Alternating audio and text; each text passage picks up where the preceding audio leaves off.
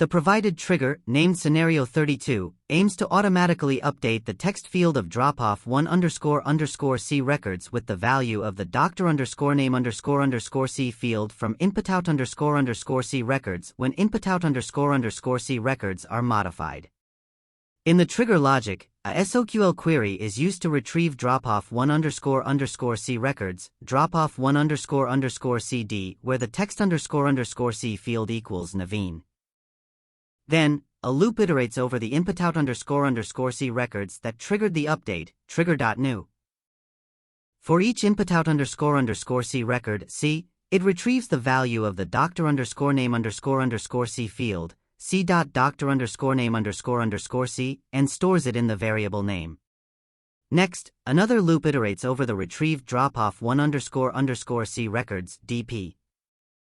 Inside this loop, it sets the text__C field of each dropoff 1__C record to the value stored in the name variable.